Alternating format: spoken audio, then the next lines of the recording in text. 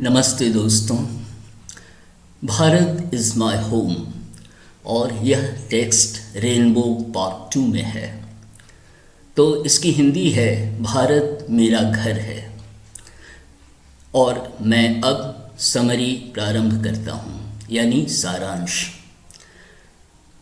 भारत के राष्ट्रपति के रूप में डॉक्टर जाकिर हुसैन ने 1967 में शपथ लेते हुए अपने प्रथम भाषण में भारतीय संस्कृति के प्रति अपने को समर्पित होने की बात कही। वे कहते हैं कि भारत की भूमि के सर्वोच्च पद के लिए उनका चयन कर लोगों ने उनमें जो विश्वास जताया है उससे वे अभिभूत हैं। पूर्व राष्ट्रपति डॉक्टर राधाकृष्णन द्वारा राष्ट्रपति पद को अपना ज्ञान, विद्वता, अनुभव और सत्य की खोज का धन देने की वे प्रशंसा करते हैं। वे उनके व्यक्तित्व की गरिमा और न्याय के मूल्यों पर आधारित जीवन के अधिकार के लिए लड़ते रहने की ताकत की बात कहते हैं।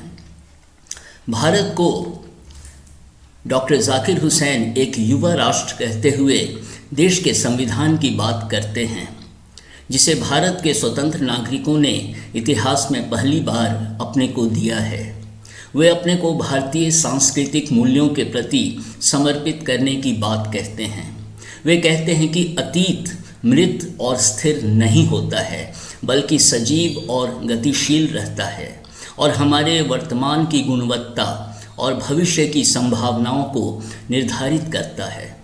इसके निरंतर नवीनीकरण की प्रक्रिया ही राष्ट्रीय संस्कृति और राष्ट्रीय चरित्र के विकास की प्रक्रिया होती है।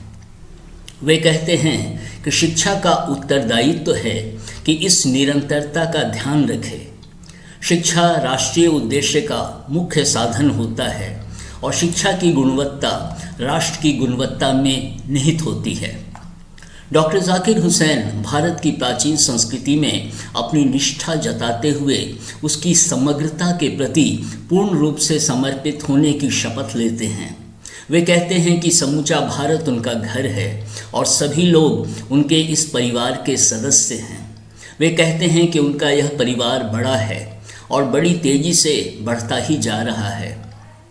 वे अपने इस घर को मजबूत और खूबसूरत बनाने का प्रयास करते रहेंगे उन लोगों के लिए जो एक संपन्न और न्यायसंगत जीवन का निर्माण करने के सुंदर कार्य में लगे हुए हैं।